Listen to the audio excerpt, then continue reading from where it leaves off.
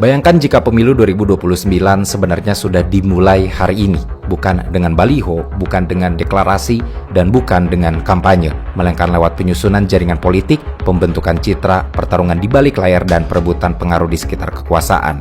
Kalau dugaan itu benar, maka Gibran bukan sekadar wakil presiden.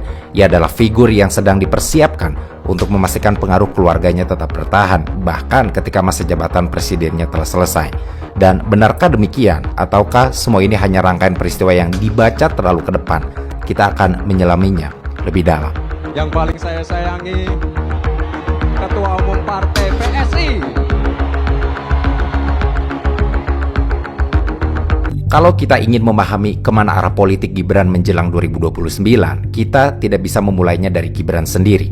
Kita justru harus kembali ke Solo. Sebab di kota inilah sebuah transformasi politik yang mungkin akan dikenang sebagai salah satu perubahan terbesar dalam sejarah politik Indonesia pasca reformasi terbentuk. Transformasi itu pada awalnya tampak sebagai kisah tentang mobilitas politik seorang individu. Namun seiring berjalannya waktu, ruang politik yang dibangun Jokowi berkembang melampaui dirinya sendiri. Kemunculan Gibran Rakabuming Raka, Bobi Nasution, dan kemudian Kaisang Pangarep dalam arena politik membuat perhatian publik bergeser. Yang sebelumnya dipandang sebagai perjalanan politik seorang presiden, mulai dibaca sebagai kemunculan sebuah keluarga yang memiliki pengaruh di berbagai level kekuasaan, yaitu politik dinasti. Selama lebih dari 20 tahun setelah reformasi 1998, Indonesia sebenarnya telah berkali-kali menyaksikan munculnya keluarga politik. Di berbagai daerah, jabatan bupati, wali kota, gubernur, hingga anggota DPR seringkali diwariskan kepada pasangan, anak, saudara, atau kerabat dekat petahana. Namun keluarga Jokowi memiliki karakteristik yang berbeda dibanding banyak contoh sebelumnya. Perhatian publik tertuju pada kecepatan transformasi politiknya, dari basis politik lokal di Solo menuju pusat kekuasaan nasional dalam rentang waktu yang relatif singkat. Kenaikan politik yang berlangsung dalam waktu relatif singkat ini banyak dibahas para ilmuwan politik sebagai salah satu mobilitas politik paling cepat dalam sejarah demokrasi Indonesia pasca reformasi. Setelah itu, lingkaran politik di sekitarnya mulai berkembang. Gibran Rakabuming Raka memenangkan Pilkada Solo di tahun 2020. Pada tahun yang sama, Bobi Nasution memenangkan Pilkada Medan. Beberapa tahun kemudian, putra bungsunya, Kaisang Pangarep, memasuki dunia politik dan dipercaya memimpin PSI hanya beberapa hari setelah resmi masuk menjadi anggota partai. Lompatan politik ini menjadi salah satu peristiwa yang paling banyak diperdebatkan dalam sejarah politik Indonesia pasca reformasi. Bagi sebagian kalangan, peristiwa ini dipandang sebagai bagian dari regenerasi politik yang wajar dalam sistem demokrasi. Setiap warga memiliki hak konstitusional untuk dipilih selama memenuhi persyaratan yang ditetapkan oleh undang-undang. Dalam pandangan ini, hubungan keluarga dengan seorang presiden tidak seharusnya menjadi alasan untuk membatasi hak politik seseorang. Dalam literatur ilmu politik, pembahasan mengenai politik dinasti tidak berfokus pada hubungan darah semata. Yang menjadi perhatian adalah bagaimana kedekatan dengan pusat kekuasaan dapat mempengaruhi distribusi sumber daya politik, popularitas yang telah terbentuk, akses terhadap jaringan elit, dukungan organisasi politik, hingga kemampuan memperoleh perhatian media seringkali menjadi modal yang tidak dimiliki oleh semua kandidat dalam tingkat yang sama. Lapisan pertama menyangkut legalitas. Selama proses pencalonan mengikuti aturan hukum yang berlaku, maka tidak ada pelanggaran terhadap prinsip demokrasi prosedural. Lapisan kedua berkaitan dengan kualitas kompetisi politik. Disinilah para ilmuwan politik mulai mempertanyakan apakah seluruh peserta kontestasi benar-benar memasuki arena dengan titik awal yang setara. Sejumlah penelitian mengenai politik dinasti di Indonesia menunjukkan bahwa hubungan keluarga dengan petahana dapat meningkatkan peluang elektoral melalui efek pengenalan nama, akses terhadap jaringan politik, kemampuan mobilisasi sumber daya, hingga kedekatan dengan elit partai. Di sisi lain, ada pula argumen yang menekankan bahwa legitimasi akhir tetap berada di tangan pemilih. Seberapa besar pun modal politik yang dimiliki seorang kandidat, keputusan akhir tetap ditentukan melalui pemungutan suara. Dari perspektif ini, keberadaan keluarga politik dipandang sebagai konsekuensi dari demokrasi yang memberikan hak politik yang sama kepada setiap warga negara. Satu pihak melihat demokrasi dari sisi prosedur dan hak konstitusional, sementara pihak lain menyoroti bagaimana relasi kekuasaan dapat mempengaruhi kualitas kompetisi. Dalam konteks keluarga Jokowi, diskusi itu memperoleh dimensi yang lebih luas karena perkembangan politiknya berlangsung dalam waktu yang relatif singkat. Dari seorang wali kota di Solo, Joko Widodo mencapai kursi presiden. Dalam beberapa tahun setelahnya, putra, menantu, dan putra bungsunya mulai memasuki arena politik nasional.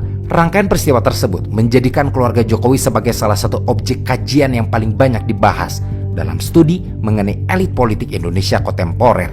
Namun ada satu hal yang sering luput dari pembahasan ketika kita membahas keluarga Solo, karena biasanya keluarga Solo dijelaskan hanya dari sisi politik, soal partai, pemilu, atau kekuasaan. Padahal ada juga faktor budaya yang ikut mempengaruhi cara sebagian masyarakat memandangnya. Dalam tradisi politik Jawa, gagasan tentang kepemimpinan yang berlanjut melalui garis keturunan atau trah bukan sesuatu yang asing.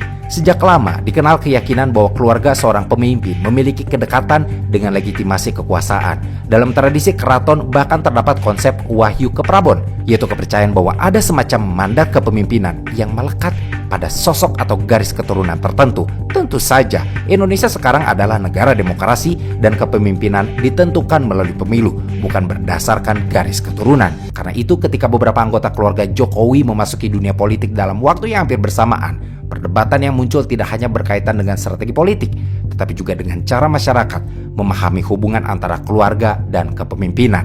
Bahkan oleh orang yang secara rasional menolak premis politik dinasti, sebab ia menumpang pada kerangka budaya yang sudah lama akrab, dan Jokowi sendiri membangun citra politiknya dengan sangat sadar di atas dua register sekaligus, yaitu orang biasa yang belusukan, sekaligus sebagai figur yang muncul dari Solo, kota yang menyimpan dua keraton dan kosakata kekuasaan yang jauh lebih tua daripada Republik Indonesia. Dan di titik inilah posisi Gibran menjadi menarik untuk dicermati. Perjalanannya tidak lagi dipandang hanya sebagai karir politik seorang kepala daerah yang sedang naik daun. Ia telah menjadi bagian dari pembicaraan yang lebih besar mengenai regenerasi kepemimpinan, konsolidasi elit, politik dinasti, hingga arah demokrasi Indonesia setelah era Jokowi. Namun di titik ini jugalah masih satu pertanyaan penting yang belum terjawab, karena di antara begitu banyak tokoh yang beredar menjelang pemilu 2024, mengapa pilihan akhirnya jatuh kepada Gibran sebagai pendamping Prabowo Subianto?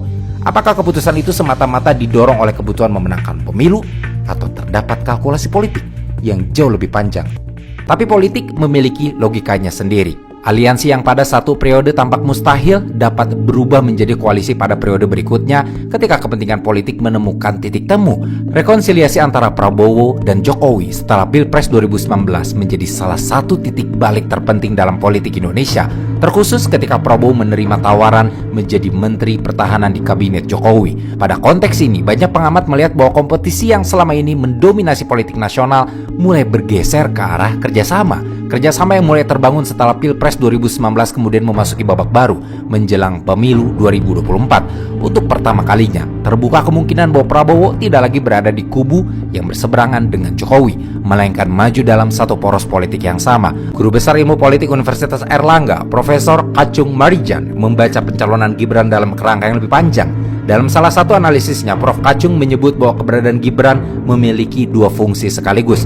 Fungsi pertama adalah memperbesar peluang kemenangan pada pemilu 2024 melalui konsolidasi pemilih yang selama 2 periode mendukung Jokowi. Fungsi kedua berkaitan dengan investasi politik jangka panjang, karena kehadiran Gibran membuka ruang bagi terbentuknya kesinambungan kepemimpinan setelah berakhirnya era Jokowi. Dengan kata lain, pencalonan Gibran tidak hanya memiliki dimensi elektoral, tetapi juga dimensi strategis terhadap konfigurasi politik Indonesia beberapa tahun ke depan. Dan dari sudut pandang tersebut, posisi Gibran saat ini memberikan keuntungan yang cukup signifikan. Jabatan Wakil Presiden menempatkannya di pusat pengambilan keputusan nasional sekaligus memberinya kesempatan membangun rekam jejak pada tingkat pemerintahan pusat. Pemilu seringkali menghadirkan aktor yang sebelumnya tidak diperhitungkan. Perubahan kondisi ekonomi, krisis politik, atau pergeseran preferensi pemilih dapat menghasilkan poros baru yang mengubah seluruh peta persaingan. Dalam skenario seperti ini, modal politik yang dibangun sejak awal tetap penting, tetapi tidak selalu menjadi penentu akhir. Gibran tidak lagi diposisikan hanya sebagai figur yang hadir untuk melengkapi pasangan calon pada pemilu 2024. Perjalanan politiknya kini dinilai sebagai bagian dari proses yang lebih panjang. Setiap langkah, setiap kebijakan, dan setiap keputusan politiknya akan semakin sering dihubungkan dengan kemungkinan kontestasi pada 2029. Pada akhirnya, pertanyaan dalam video ini mungkin tidak memiliki jawaban yang benar-benar pasti. Apakah keluarga Solo memang sedang menyiapkan Gibran sebagai pemimpin nasional berikutnya? Atau publik sedang membaca terlalu jauh rangkaian peristiwa yang sebenarnya berdiri sendiri? Jawaban atas pertanyaan tersebut baru akan teruji oleh waktu. Dan apapun yang akan terjadi pada 2029, perjalanan politik Gibran telah menjadi bagian dari proses yang lebih besar. Bagaimana demokrasi Indonesia terus bergulat dengan regenerasi elit, pengaruh keluarga dalam politik, dan perebutan arah kepemimpinan nasional di masa depan.